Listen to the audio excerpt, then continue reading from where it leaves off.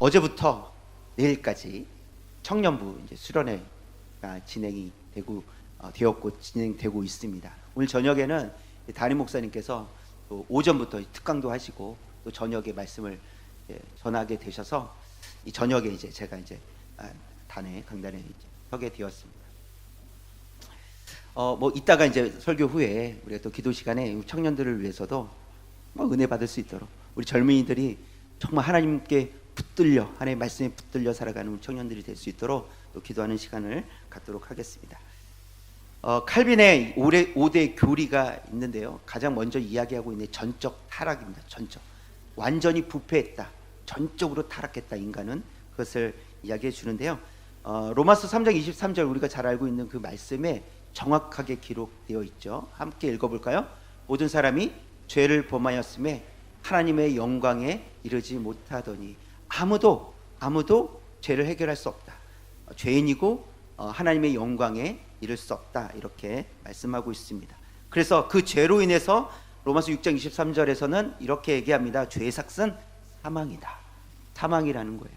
그리고 그것을 그 사망에 이르기까지 그 누구도 해결할 수 없다. 어떤 인간도 해결할 수 없다라는 것을 말해줍니다. 오늘 이 시편의 배경은 이 다윗의 시인데, 다윗이 이제 우리야라는 본인의 부하를 죽음으로 이르게 하고 그 부인의 아내를 성적으로 범죄한, 그렇게 그때 그 이후에 이 나단 선지자가 이제 와서 찾아왔을 때 쓴 시인데요. 사실 다윗은 우리가 이제 성경을 읽다 보면 또 다윗에 대한 이야기를 들으면 사실 다윗은 탁월한 믿음을 가진 사람입니다. 하나님도 내 마음에 합한 사람이다, 이렇게 다윗을 향해서 칭찬하셨단 말이에요. 그러니까 다윗은 정말 우리가 따라갈 수 없는, 제가 다윗만큼의 믿음만 있었어도 하는 마음이 많이 있습니다. 아마 여러분도 그러하실 텐데 다윗은 그렇게 탁월한 믿음을 가졌던 사람입니다. 그러나 그렇게 탁월한 믿음을 가졌던 다윗도 오늘 방금 읽었던 이 로마서의 말씀처럼 모든 사람이 죄를 범하였음에 이 범주에 들어갈 수밖에 없는 사람이었다라는 거예요. 아무리 믿음이 탁월했어도 그도 죄인이고 그의 힘으로, 그의 능력으로, 그의 지식으로는 구원을 얻을 수 없다라는 것을 알 수 있습니다.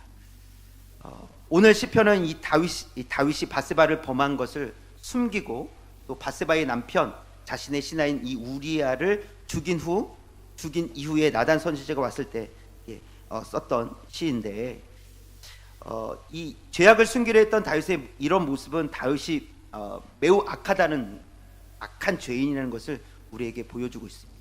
자기가 범죄한 것을 숨기려고 부하를 끌어들였다가 이 부하가 집으로 안 가니까 또 그 이튿날에 또 시도를 했는데 안 되니까 결국은 전쟁터에서 죽도록 만들었다라는 거죠. 얼마나 악합니까? 죄를 숨기기 위해서 또 다른 죄를 짓는 그런 다윗의 모습을 보고 있습니다. 아마 이 나단 선지자가 찾아오기 전까지 다윗의 이 마음속 생각은 아마 이랬을 것 같아요. 들키지 않고 일이 잘 해결되었구나, 이렇게 생각하고 있을 수도 있겠습니다. 내가 들키지 않았다. 깔끔하게 처리가 된 것 같아. 마무리가 되었어. 내가 들키지 않았다. 이런 생각을 가지고 있었을 거예요. 오늘 우리는 이 말씀, 이 다윗의 범죄를 보면서 인간은 정말 전적으로 타락했구나라는 것을 이 말씀을 통해서 확인하고요. 또 그 죄를 해결할 수 있는 방법은 오직 예수 그리스도밖에 없다라는 사실을 우리가 한번 살펴보도록 하겠습니다. 먼저 첫 번째 살펴볼 것은 인간은 철저히 죄인이라는 거예요. 인간은 철저히 죄인입니다.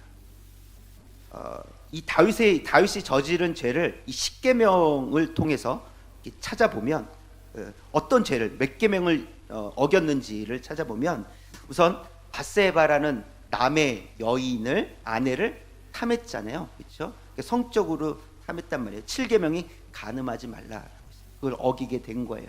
그 다음에 또 한 가지, 제 10계명 내 이웃의 것을 탐내지 말라라고 했어요. 그러면서 뭐라고 하냐면 내 이웃의 집을 탐내지 말라, 내 이웃의 아내나 그의 여종이나 남종이나 이렇게 아내도 탐내지 말라. 그러니까 7계명도 어겼고 10계명도 어겼다는 사실이에요. 또 이 밧세바가 임신하게 되니까 그것을 숨기려고 우리아를 부하 우리아를 이렇게 전쟁터에서 나오게 했지만 결국 전쟁터에 가서 죽을 수밖에 없는 상황을 환경을 만들었단 말이에요. 결국 무엇을 한 겁니까? 살인하게 된 거죠. 몇 계명입니까? 6계명에 살인하지 말라. 이것을 어긴 거예요. 또 다윗은 죄를 숨기려고 했죠. 그러니까 내가 한 게 아니다라고 하는 것처럼 숨기려고 했어요. 제 구명이 거짓 증언하지 말라. 거짓 증거하지 말라. 속이지 말라는 거예요. 지금 다윗이 이 밧세바를 범하고 우리아를 죽인 이 사건을 통해서 벌써 10계명 중에서 4가지 계명을 어기고 있다는 사실이에요. 그가 죄를 숨기려고 하면 할수록 점점점 많은 죄를 짓게 된다는 것을 보여주고 있습니다. 이렇다는 것은 죄는 한 가지만 범하기 어렵다는 거예요. 한 가지, 이 10계명을 통해서 다윗의 범죄를 우리가 봤지만 한 가지만 어기는 것이 아니라 여러 가지, 하나님이 원하시지 않는 죄악들을 여러 가지를 어기게 된다는 사실입니다. 그럼에도 불구하고 다윗은 계속해서 이 범죄를 숨기기 위해서 또 다른 범죄를 하는 것을 보고 있는데요. 그러니까 범죄를 계속 이어가고 있는 거예요. 멈추지 않고 이어가고 있는 것을 볼 수 있습니다. 우리가 첫 번째 살펴보고자 했던 것이 무엇입니까? 인간은 철저히 죄인이라는 거예요. 그렇게 믿음이 탁월했던 다윗도 죄를 지었는데 이 죄를 어떻게든 덮어보고 들키지 않으려고 계속해서 또 다른 죄들을 이어가고 있다는 사실이죠. 그러면서 이제 밧세바를 범할 뿐만 아니라 부하인 우리아를 죽이기까지 하는 데까지 가게 되는 거죠. 교묘하게 이제 빠져나가려고 다윗은 생각을 했을 거예요. 그리고 이제 우리아가 죽은 다음에 이제 밧세바를 어떻게 합니까? 아내로 맞아들여요. 아마 좋은 여론을 형성하기 위해서 그랬을 거예요. 야, 부하를 참 아꼈던 왕이구나. 뭐 이런 생각을 다른 사람들이 하도록 얼마나 아꼈으면 그 아내를 책임지겠느냐는 거예요. 또 밧세바 입장에서도 보면 누가 우리아를 죽였는지 알 수 없잖아요. 그런데 다윗이 임신을 시킨 거잖아요. 그러니 나는 이제 어떻게 살아갈고 이런 상황 속에서 다윗이 밧세바를 아내로 맞아들여요. 밧세바 입장에서는 이게 웬 은혜인가라는 거예요. 물론 지금 이런 상황들이 기뻐할 상황은 아니지만 밧세바 입장에서 보면 와, 그래도 다윗 괜찮은 남자다, 뭐 이렇게 생각할 수도 있겠죠.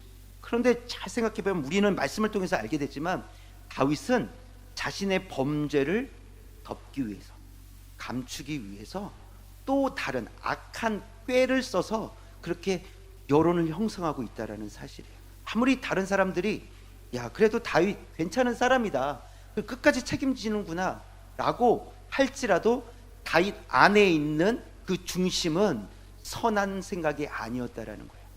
그 죄를 숨기기 위해서 그는 또 다른 죄를 또 범하는 모습을 보여줍니다.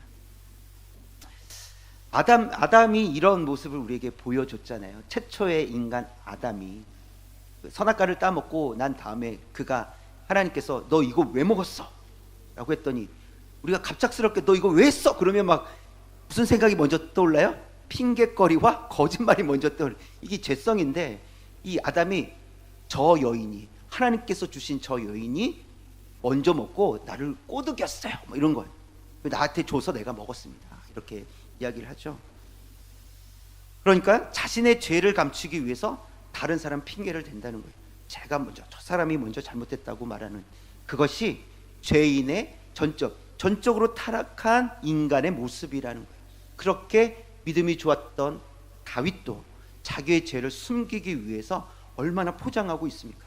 자기 자신을 포장하고 있잖아요. 분명히 악한 것인데 그 악함을 좀 더 포장해서 선하게 나타내 보이려고 얼마나 노력했냐는 거예요. 저와 여러분도 이것에 조심해야 됩니다. 들키지 않는 죄에 대해서 다른 사람이 볼 때 오해할 수 있어요. 분명히 잘못된 의도인데 그걸 좋은 의도로 보는 거예요. 그럴 때 다행이다, 다행이다, 이러시면 안 된다는, 우리가 그러면 안 된다는 거죠. 하나님은 다 알고 계시다라는 거예요. 그래서 다른 사람들이 죄를 범하면 뭐라고 합니까? 죽일 놈, 이렇게 얘기하잖아요. 나쁜 놈, 죽일 놈, 천벌 받을 놈, 막 이렇게 얘기하잖아요. 근데 마태복음 7장 3절에 정확하게 이것을 말해주고 있는데요.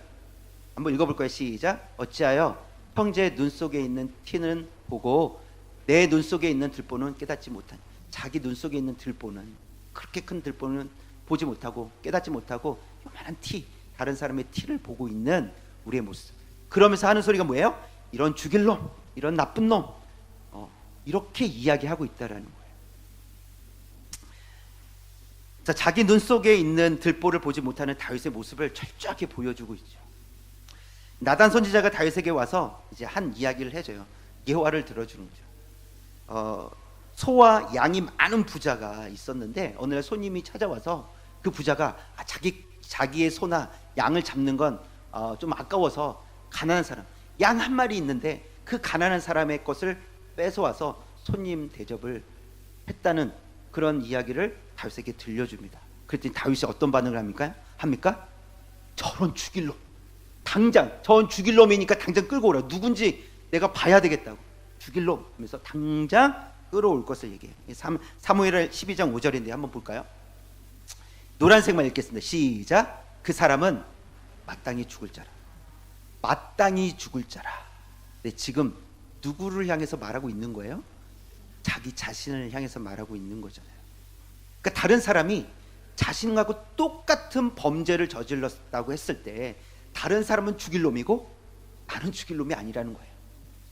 그렇게 우리는 생각한다는 거죠. 왜요? 우리는 전적으로 타락했어. 그게 죄를 가지고 있는 인간의 죄성이라는 거예요. 죄의 모습이라는 거죠. 다른 사람은 죽일 놈이지만 나는 그 정도는 아니야. 내가 잘못은 했지만 그 정도 죽일 놈은 아니지. 나 회개하고 있어. 나 지금 잘못했다고 인정하고 있어. 하고 넘어가고 싶어 한다라는 겁니다. 이것이 우리의 죄성, 인간의 죄성이라고 하는 것입니다. 결국 이 다윗은 자기 자신을 향해서 내가 죽일 놈이다. 내가 죽을 놈이다. 내가 죽을 놈이다. 이렇게 말하고 있는 것과 같습니다. 그래서 그걸 깨닫게 됐어요. 이건 내 얘기구나를 다윗은 깨닫게 되었어요. 그때 오늘 1절에서 3절에 다윗의 고백이 있어요. 뭐라고 이야기하냐면 나는 죄인입니다. 이렇게 얘기해요. 그때 비로소 그제서야 깨닫게 되는 거예요. 내가 죄인이구나. 그러면서 이 히브리어로 죄라는 단어를 오늘 1절, 2절, 3절에서 세 가지 단어를 사용해요. 조금 의미가 다른, 같은 죄지만 조금 의미가 다른 세 가지 단어를 사용하는데 1절에서는 이 페샤라는 단어인데 뭐 외우지 않아도 되겠죠? 페샤라는 단어를 쓰면서 이것은 위반을 얘기하는 거예요. 율법을 위반했다라고 하는 거예요. 나는 율법 위반자입니다. 하나님의 법을 범한 자, 위반했습니다. 반역했습니다라고 그렇게 고백하는 거예요. 2절에서는 아온이라는 단어를 사용하는 거예요. 이것은 뭐냐면 불법을 행했습니다. 내가 밧세바라는 여인을 취했고 또 우리아를 죽게끔 불법으로 우리아를 죽게끔 만들었다고 나는 불법을 행했습니다라고 고백하는 장면입니다.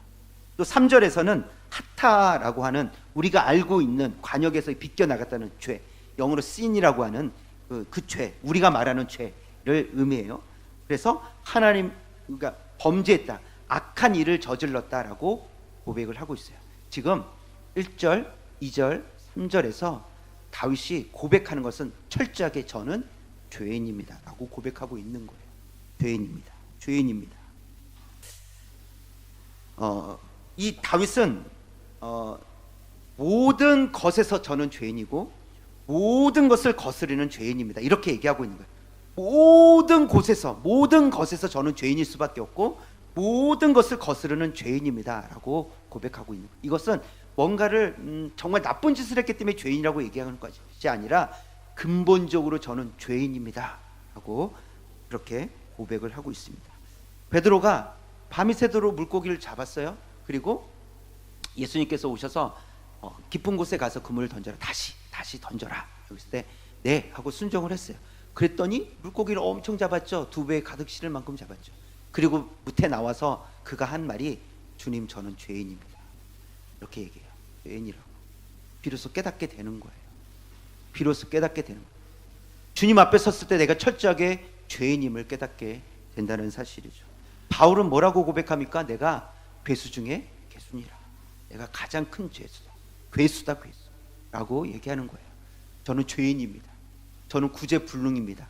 라고 얘기하는 거예요. 그런데 그때 바울은 정말 구제불능이었던 게 아니에요. 그때 바울은 평생을, 그러니까 예수님을 만난 이후에 평생을 복음을 전하면서 노년에 이르렀을 때 그때 고백한 게 저는 예수 중에 죄입니다. 이렇게 고백을 했단 말이죠. 그럼에도 불구하고 저는 죄인일 수밖에 없습니다. 근데 이것을 생각할 때 어떤 것을 생각하니까 괴수라고 얘기하는 거예요? 하나님의 은혜가 그만큼 크다는 거예요. 그 은혜를 생각하니까 저는 괴수인데 하나님의 은혜로 제가 이렇게 살아가게 되었습니다 라고 말하고 있는 겁니다. 다윗도 마찬가지예요. 다윗은 밧세바를 범하고 우리아를 죽였기 때문에 죄인이라고 말하고 있는 것이 아니라 근본적으로 철저히 저는 죄인입니다. 저는 죄인입니다 라고 고백하고 있다는 사실입니다. 저와 여러분도 이 죄인이라는 사실을 기억해. 철저히 인간은 죄인이다. 모든 사람이 죄를 범하였고 그 죄의 삭은 사망이다 라는 것을 정확히 말씀에 근거해서 우리는 기억을 하며 살아가야 된다는 것입니다. 두 번째 살펴볼 것은 그래서 인간은 죄에 대해 할 말이 없다라는 거예요. 전적으로 타락했어요. 철저하게 죄인이에요. 그래서 사실 죄에 대해서 할 말이 없는 것이 인간이라는 겁니다. 4절 볼까요? 4절. 이 다윗의 반응인데요. 4절 한번 읽어보겠습니다. 내가 주께만 범죄하며 주의 목전에 악을 행하였사오니 주께서 말씀하실 때 의로우시다 하고 주께서 심판하실 때 순전하시다 하리다. 이걸 쉬운 성경으로 한번 더 볼게요. 쉬운 성경 시작. 내가 주께 죄를 지어 주께서 보시기에 악한 짓을 했습니다. 그러므로 주께서 내게 뭐라고 하셔도 주의 말씀이 옳으며 주께서 내리신 판단이 바릅니다. 주께서 무슨 말씀하셔도 그 말이 맞습니다. 저를 철저하게 너는 죄인이야, 너는 죽어야 돼, 맞습니다. 저는 죄인이고 저는 죽어야 마땅합니다 라고 고백하고 있는 거예요. 다윗이 죄인이라는 걸 알았을 때 뭐라고 고백해요? 저는 할 말이 없습니다. 이렇게 고백하고 있다라는 거예요. 죄인이라는 걸 안다면 또 다시 뭔가를 이유를 설명하지 않습니다. 그럼에도 불구하고 사실은요 이렇게 하면서 또 자신을 변호하지 않아요. 그냥 철저하게 저는 죄인입니다. 저는 할 말이 없습니다. 이렇게 고백할 수밖에 없다. 이게 죄에 대한 인간의 태도라는 것을 보여주고 있습니다. 다윗의 신분이 한 나라를 다스리는 왕이라 할지라도 결코 의롭지 않으며 항상 죄인이다. 저는 죄인입니다. 신분으로 보면 왕이잖아요. 어떻게 죄인입니까? 그럼에도 불구하고 다윗은 정확하게 이스라엘의 왕으로 있지만 저는 죄인입니다 라고 철저하게 고백을 하고 있어요. 또 5절에서도 또 이렇게 고백을 합니다. 시작. 내가 죄악 중에서 출생하였으며 어머니가 죄 중에서 나를 잉태하였나이다. 이것도 쉬운 성경 한번 읽어볼까요? 쉬운 성경 없나요? 네, 제가 읽어드릴게요. 나는 내 안에, 다시 말해서 나의 죄악된 본성 안에 선한 것이라고는 하나도 존재하지 않는다는 사실을 압니다. 선을 행하려는 이거 아니고요. 죄송해요. 잘못 읽었어요. 잘못 읽었어요. 로마서를 일찍 읽어드렸는데 다시요. 5절에 보면 5절 띄워주실래요? 5절 띄워주실래요? 방금 5절. 네, 내가 죄악 중에서 출생하였으며 어머니가 죄 중에서 나를 잉태하였나이다. 내가 죄악 중에서 출생. 이 말은 무엇을 의미합니까? 내가 태어날 때부터 죄투성이었습니다 라고 얘기해요. 그러니까 태어날 때 어떤 죄를 지어서 죄가 있다라는 것이 아니라 나는 태어날 때부터 죄투성이었습니다 라고 얘기하는 거예요. 또 후반부에 보니까 어머니가 죄 중에서 나를 잉태하였을 때, 뱃속에 있을 때부터 저는 죄인입니다 라고 고백하는 거예요. 그러니까 내가 죄를 지었기 때문에, 어떤 행동을 했기 때문에 죄인이라고 지금 고백하고 있는 것이 아니라 출생할 때부터 죄투성이었고, 아니 어머니 뱃속에 있을 때부터 저는 죄인입니다 라고 그렇게 고백을 하고 있는 거예요. 이게 다윗의 고백이에요. 죄인임을 철저하게 알았던 거예요. 저는 죄인일 수밖에 없습니다 라고 말하고 있는 거예요. 그렇게 고백하고 있는 거예요. 그래서 로마서 7장에서도 이 인간 자체가 문제라고 얘기를 하는데요. 7장 18절 네, 읽어볼까요? 내 속 곧 내 육신에 선한 것이 거하지 아니하는 줄을 아노니 원함은 내게 있으나 선을 행하는 것은 없노라. 이 말씀이 이제 쉬운 성경으로 다시 한번 읽을 텐데요. 쉬운 성경 시작. 나는 내 안에, 다시 말해서 나의 죄악된 본성 안에 선한 것이라고는 하나도 존재하지 않는다는 사실을 압니다. 선을 행하려는 바람은 내게 있지만 선을 행할 수 없습니다. 선을 행하고는 싶은데 선을 행할 수 없습니다. 오히려 범죄합니다 라고 고백을 하고 있는 거예요.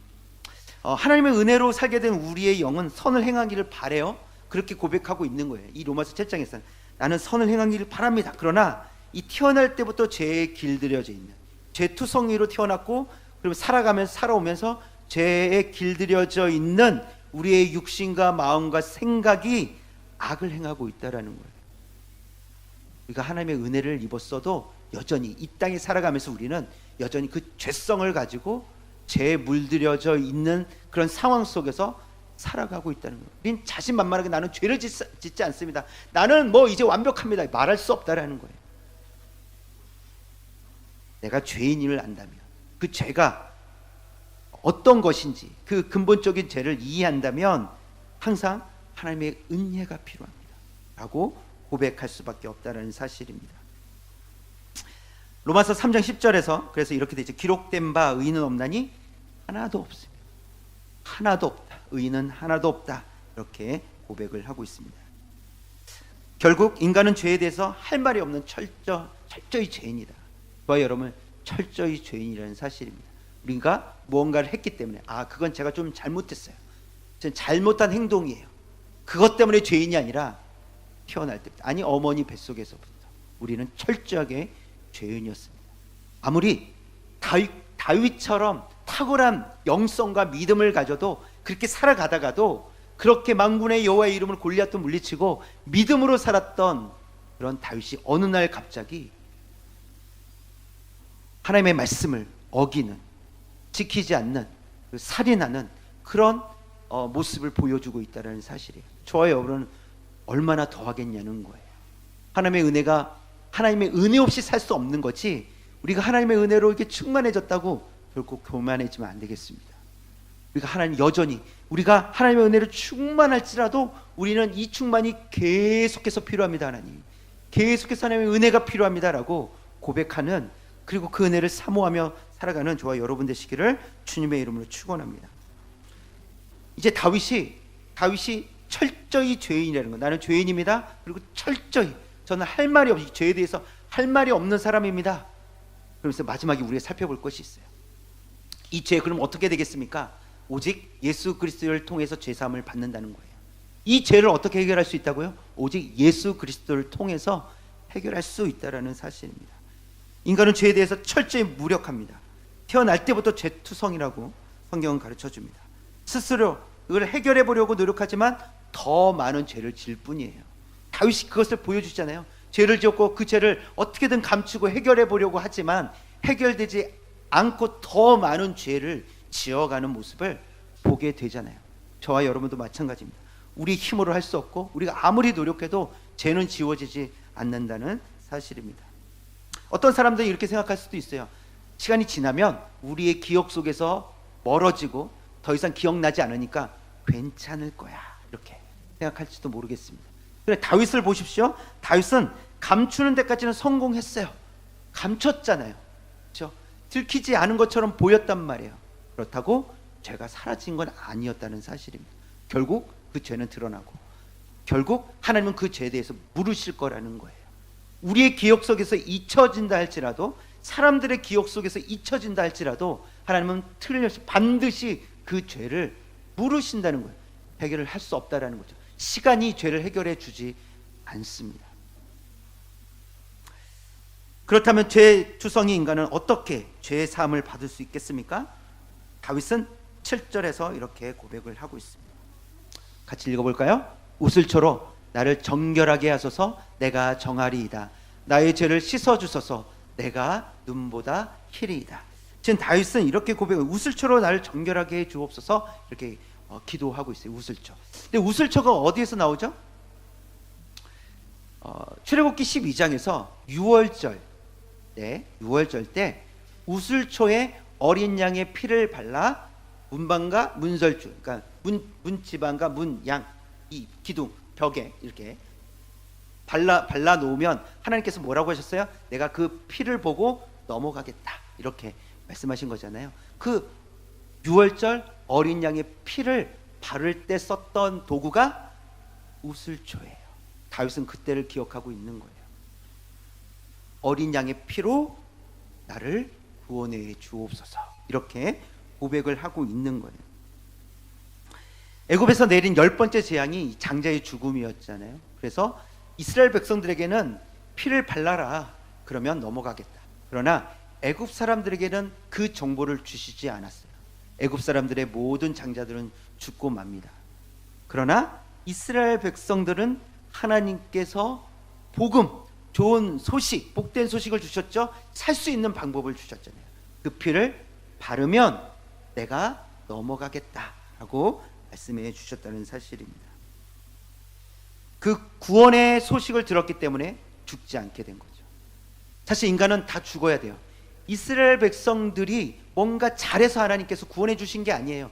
이스라엘 백성들도 죽어야만 했던 거예요. 그 죄 하나님께서 말씀하셔요. 너희도 그냥 지나갈 수 없다, 이렇게 말씀하시는 거예요. 애굽 사람들의 죄도 그냥 지나갈 수 없고 이스라엘 백성들의 너희 죄도 그냥 지나갈 수 없다, 이렇게 말씀하신 거거든요. 그런데 왜 이스라엘 백성들만 살았다고요? 그것을 피해갈 수 있는, 넘어갈 수 있는 복된 소식을 하나님께서 가르쳐 주셨다는 거예요. 그 피로, 어린 양의 피로 구원 얻을 수 있다, 어린 양의 피로 넘어간다라는 것을, 이 복된 소식을 가르쳐 주셔서 이스라엘 백성들은, 장자들은 죽지 않았다는 사실입니다. 그래서 이 다윗은 그런 의미로 우슬초에 바른 유월절 어린 양의 피로 저를 구원해 주옵소서, 정결하게 하여 주옵소서, 죄를 사하여 주옵소서, 이렇게 고백을 하고 있는 겁니다. 세례 요한은 예수님을 바라보면서 이렇게 고백을 하죠. 요한복음 1장 29절 시작. 이튿날 요한이 예수께서 자기에게 나오심을 보고 이르되 보라, 세상 죄를 지고 가는 하나님의 어린 양이로다. 하나님의 어린 양이로다. 이것은요, 레위기 16장에 아사셀 염소가 있어요. 대속죄일에 염소를 준비를 해놓고 한 염소는 피를 뿌려, 이렇게 잡아서 피를 뿌려서 제사를 드려요. 그리고 한 염소에게는 이 아론 대제사장이 이제 그 머리에 두 손을 얹고 안수를 합니다. 모든 이스라엘 백성들의 죄를 낱낱이 안수, 그 아사셀 그 염소 머리 위에 두고 그 안수를 해요. 그리고 나서 광야로 내보냅니다. 돌아오지 못할 때까지 광야로 가게끔 만들어요. 그러면서 세례 요한은 그 말씀을 기억하고 있는 거예요. 보라, 세상 죄를 지고 가는 하나님의 어린 양이로다 고백하고 있는 거예요. 구약시대의 대속죄일은요 1년에 반드시 한 번씩 했어야 돼요. 반드시 반복적으로 1년에 한 번씩 대속죄일을 지켜야만 했어요. 똑같이 제사 짐승을 잡아야 됐고, 아사셀 이 두 염소를 한 마리는 잡아서 뿌려서 제사를 드리고 한 마리는 안수하고 보내야만 했어요. 작년에 했으니까 올해 안 해도 되지가 아니었습니다. 반복되는 제사였어요. 그러나 예수님은 단번에 완전한 제사를 드리신 줄 믿습니다. 완전한 제사를 드리셔서 더 이상 예수님이 피를 흘리지 않으셔도 그 한 번의 제사, 한 번의 죽으심을 통해서 우리의 죄를 완전히 사해 주셨는 줄 믿습니다. 이것이 복음이죠. 우리가 이 복음을 들었기에 예수 그리스도를 믿음으로 말미암아 우리가 죄 사함 받았고 우리는 의롭게 되었습니다. 그리고 당당하게 외칠 수 있는 거예요. 물론 그냥 인간적인 모습으로 서로 비교하면서 네가 잘났나 내가 잘났냐 이렇게 비교해 본다면 우리도 연약함이 여전히 있죠. 여전히 죄성을 가지고 있고 죄를 짓고 살아가는데 우리가 잘났으면 얼마나 잘났겠습니까? 그러나 하나님 말씀대로 우리가 이 말씀을 의지할 때 우리는 담대하게 말할 수 있다는 거예요. 우리는 죄인, 죽을 수밖에 없는 죄인이었지만 예수 그리스도의 보혈의 피로 우리는 죄사함을 받았고 영원한 하나님 나라 백성이 되었습니다. 영원한 생명을 가지게 되었습니다. 더 이상 죄로 인해서 우리는 두려워할 필요가 없게 되었습니다라고 고백할 수 있다는 겁니다. 이것이 하나님께서 우리에게 주신 은혜입니다. 이것을 아는 것이 중요하죠. 다윗은 이것을 알았어요. 그래서 나는 죄인입니다 고백을 하고, 저는 철저하게 죄인입니다, 할 말이 없습니다. 지금 죽이셔도 할 말이 없습니다. 저는 죄인입니다. 그러나 우슬초로 저를 정결하게 하여 주옵소서. 어린 양의 피로 저를 정결하게 하여 주옵소서. 그 어린 양의 피, 보혈의 피, 예수 그리스도의 피로 우리가 죄사함을 받았잖아요. 구원을 얻었잖아요. 이것이 우리에게 복된 소식이 되어서 또 우리 입술을 통해서 또 다른 사람들에게, 우리 이웃에게, 또 우리 가족들에게, 우리 자녀들에게 이 복된 소식을 말하고 있잖아요. 또 말하고 싶어 하잖아요. 왜요? 복된 소식이니까. 유일하게 살아날 수 있는, 유일하게 이 죄를 해결할 수 있는 방법, 그 좋은 소식이 여기에 있으니까 우리는 선포하고 말하고 싶어 한다는 사실입니다. 우리는 여전히 연약합니다. 우리는 구원받았지만 여전히 죄성을 가지고 또 죄에 물들여진, 길들여진 모습을 가지고 살아가기도 해요. 우리는 연약하지만 그럼에도 불구하고 하나님은 우리의 연약함을 통해서도, 연약한 우리를 통해서도 하나님 일하실 줄 믿습니다. 구원을 전파하게, 생명을 전파하게 하실 줄 믿습니다. 이것이 우리의 능력이 아니라 말씀의 능력인 줄 믿습니다. 모든 사람은 죄를 범하였고 죄인이기에 그것을 해결할 수 없는데 오직 예수 그리스도의 보혈의 피로 구원 얻을 수 있다는 이 사실을 선포할 수 있는 이들은 저와 여러분밖에 없다라는 거예요. 하나님의 자녀들밖에 없다는 겁니다. 하나님의 자녀들이 아니면 이거 선포할 수가 없습니다. 이 진리를 선포할 수 없습니다. 그래서 우리가 연약할지라도 하나님께서 우리를 사용하여 주실 줄 믿습니다. 우리를 사용하셔서 일하실 줄 믿습니다. 그래서 우리가 기도를 쉬지 않는 거예요. 기도를 쉬지 않는 게 중요한 거예요. 우리의 능력이 아니기 때문에, 하나님의 능력이 나타나기 때문에, 예수 그리스도의 이름의 능력이 나타나기 때문에 우리는 기도해야 되는 거예요. 하나님, 우리의 자녀들, 우리의 가족들 구원해 주셔야 됩니다. 구원해 주십시오. 저는 안 되지만 예수 그리스도의 보혈의 피로 그들이 구원 얻게 될 줄 믿습니다. 우리 블레싱데이 있죠? 한번 읽어볼까요? 그 아래 사랑하는, 시작. 사랑하는 이들의 구원을 위해 기도하고 복음 전합시다. 이것은 믿음의 고백이에요. 믿음의 고백입니다. 믿음이 없이는 할 수 없는 고백이에요. 믿음이 없이는 할 수 없는 기도의 제목입니다. 우리가 기도할 수 있다는 것은 믿음이 있기 때문에 그렇습니다. 틀림없이 우리의 기도를 하나님께서 사용하시긴다는 그 확신 때문에, 그리고 하나님께서 분명하게 이루어 주실 것을 믿기 때문에 우리는 기도할 수 있다는 사실입니다. 오늘도 이 저녁에 기도할 때 그런 마음을 가지고, 하나님, 저를 건져 주셨으니, 저를 구원해 주셨으니, 하나님께서 제가 기도하고 있는 가족들, 기도하고 있는 자녀들, 기도하고 있는 이웃들, 그들을 건져 주실 줄 믿습니다. 그들도 하나님의 은혜 가운데 거하게 하여 주옵소서. 기도하는 저와 여러분 되시기를 주님의 이름으로 축원합니다.